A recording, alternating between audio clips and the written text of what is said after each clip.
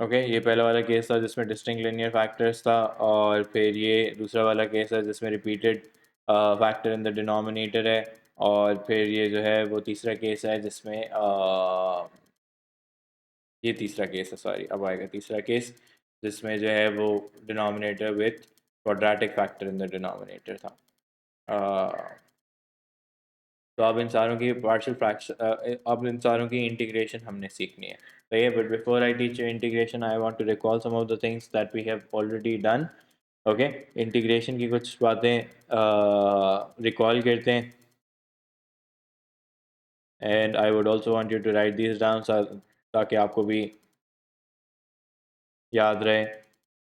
हमने पढ़ा था कि 1/x की इंटीग्रेशन जो होती है वो होती है ln x प्लस सी, और इसके अराउंड मॉड्यूलस लगा हुआ होता है, ना भी लगा हुआ होता है, सेम बात होती है। ओके दूसरा हमने पढ़ा था कि अगर आपके पास 1/f(x) है तो उसकी इंटीग्रेशन बनेगी ln f(x) divided by f bar of x plus c, but this is only limited to only for f(x) linear, या f(x) अगर क्वाड्रेटिक हो तो फिर ये अप्लाई नहीं करता। सही है।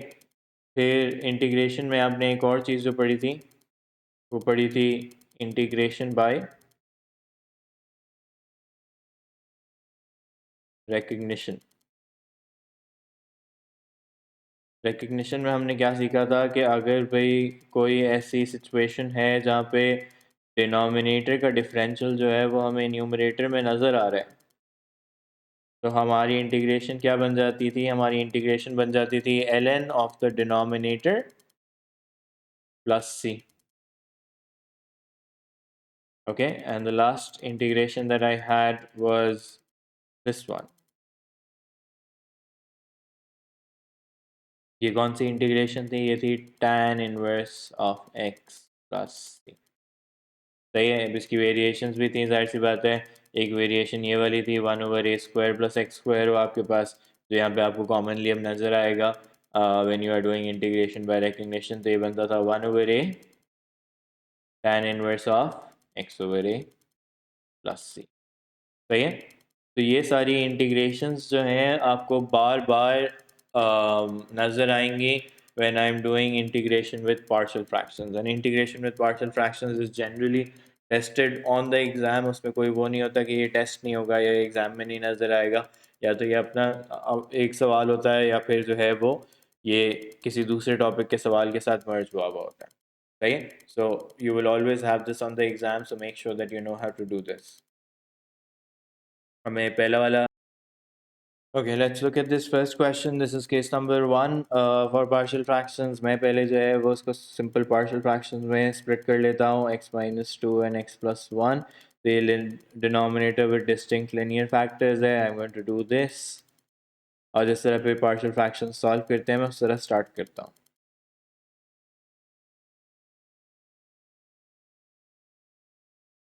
So I get a into x plus 1 and b into x minus 2. तो ये डिनोमिनेटर्स आपस में कैंसिल हो जाएंगे, फिर मैं अपना कवर अप लगाना शुरू करता हूँ।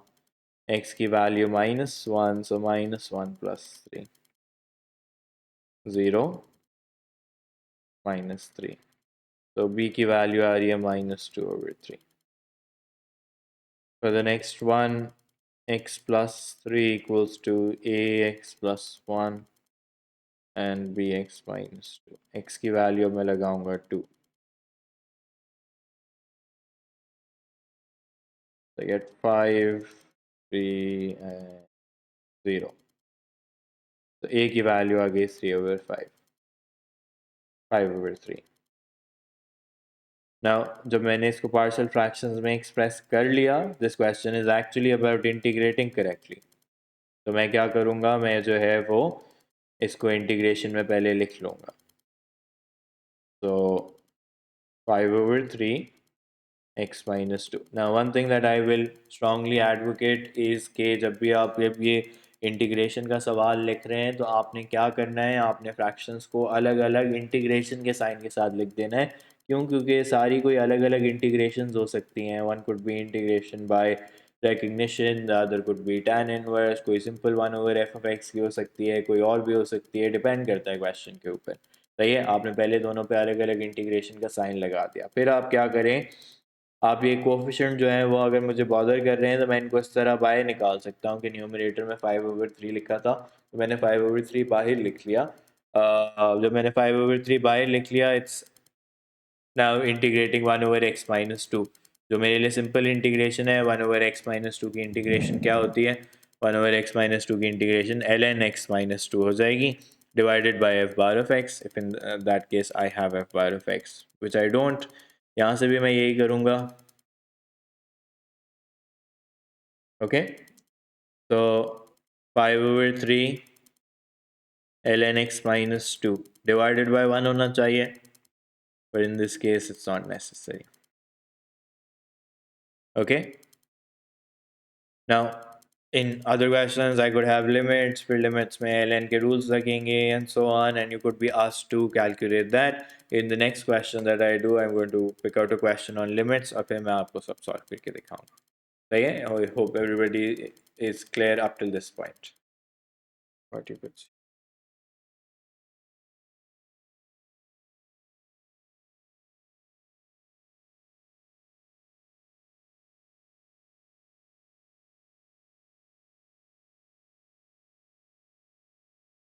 सही है, लेट्स मूव ऑन.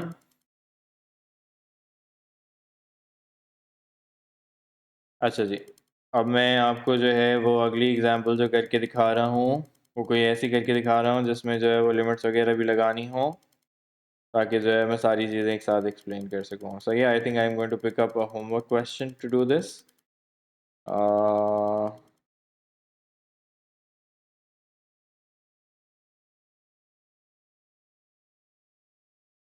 सही है, चलें ये वाला करके हम देखते हैं. This is question number 4 on page 124.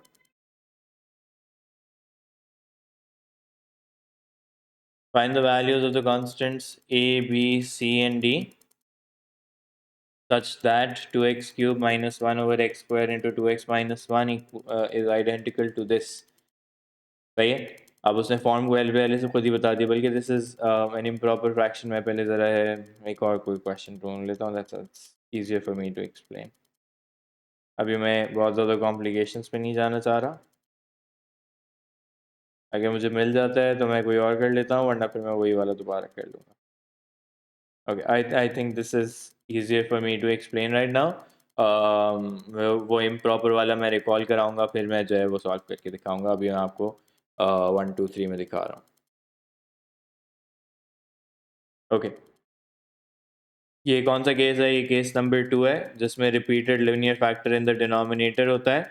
तो इसमें पहला जो फ्रैक्शन बनेगा वो a/2x-1 plus b/x+2 and c/x+2 whole square. Okay, तो मैं पहले इसको लिख लूँगा 11x+7 2x-1 x+2 whole square a/2x-1 plus b/x+2 plus c/x+2 squared. मैंने सबका एलसीएम ले लिया. एलसीएम वही आएगा जो दूसरी साइड पे पहले से लिखा हुआ है. सो 2x-1 and x+2 whole square. So a into x+2 whole square, b into 2x-1 and x+2, and c into 2x-1. 11x+7 यहाँ पे आ गया.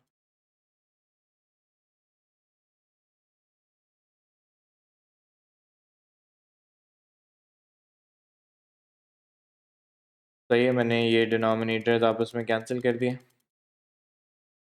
Now I start off with the same process again. I start taking values of x. तो मैंने पहले x की value लगा ली, x equals to -2. Okay, मैं यहाँ पे लगा देता हूँ 11 times -2 plus 7.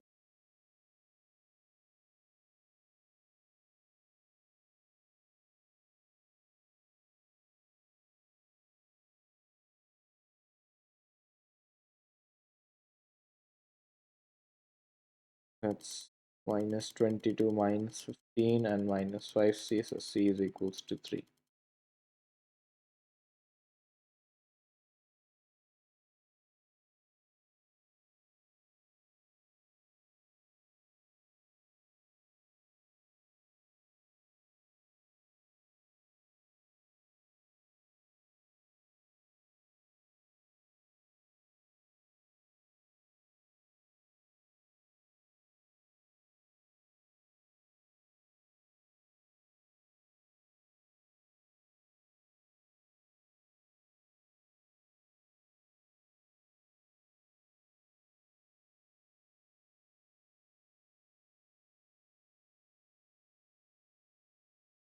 Okay, then x equals to half.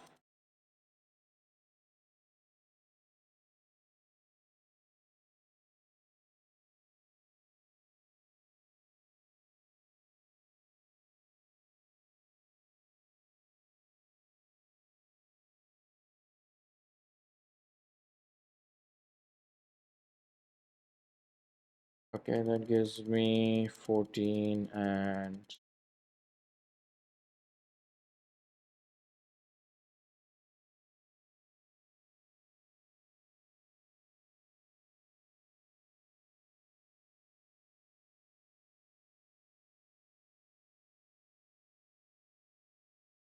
Okay for the last value what I can do is मैं कोई भी x की वैल्यू अज्यूम कर सकता हूँ क्योंकि मेरे पास ब्रैकेट्स ख़त्म हो गए so 11x + 7 equals to ax + 2 whole square plus b 2x minus 1 and x plus 2 plus c 2x minus 1.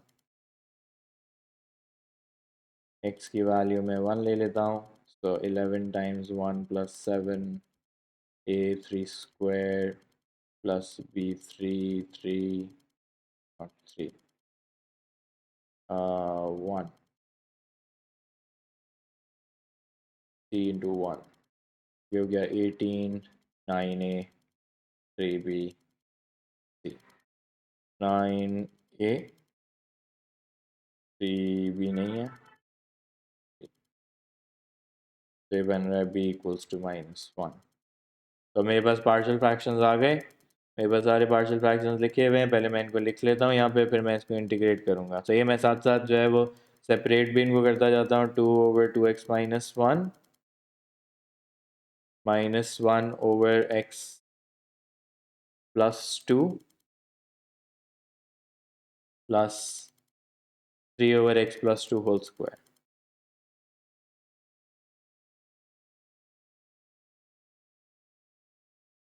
Okay मैंने सेपरेट कर लिया मैं इनको इंटीग्रेट करता हूँ मैं लिखूंगा 2 ln 2x minus 1 अब यहाँ पे याद रखना है कि divided by f bar of x so divide by 2 minus ln x plus 2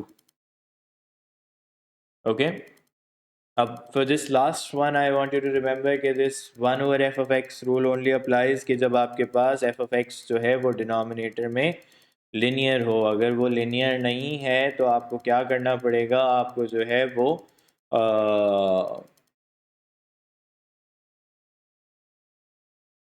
उसको किसी और तरीके से इंटीग्रेट करना पड़ेगा सही है अब in this case how would I integrate it's simple मैं as वाली जो इंटीग्रेशन है वो लगाऊंगा और मैं क्या कहूँगा कि ये सर ऊपर चला जाएगा की पावर नेगेटिव होगी +1 करूँगा मैं डिवाइडेड बाय -1 हो जाएगा okay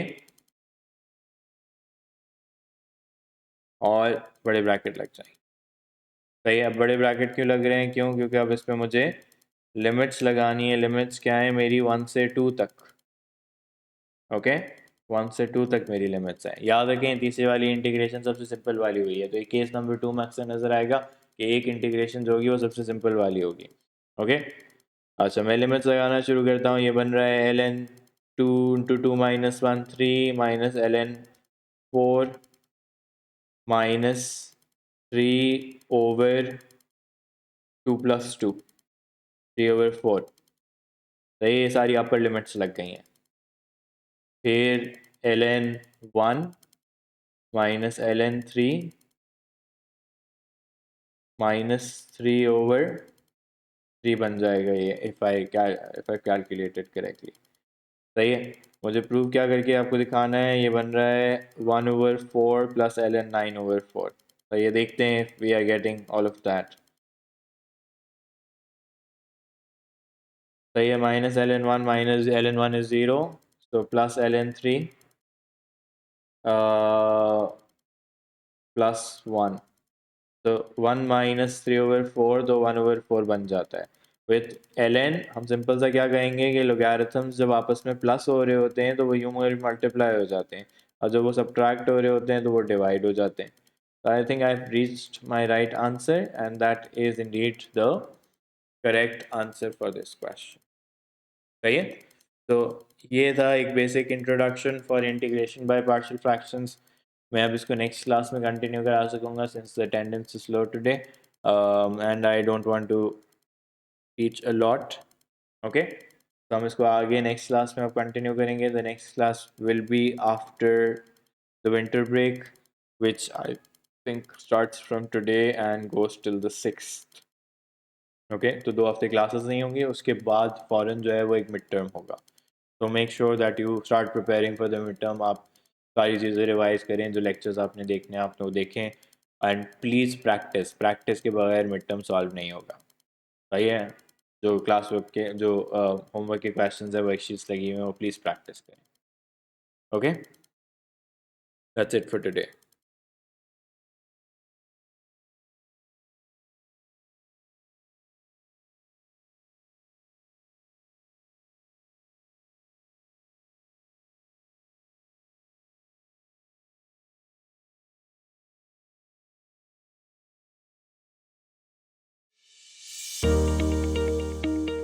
Welcome to Edge Learning, where we are changing dreams into success stories.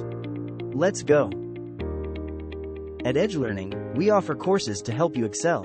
Whether you're preparing for the SAT, aiming for IBA and LUMS, need O and A-level tuition, or IELTS coaching, we have the right program for you. Forget about boundaries. We offer learning anywhere, anytime.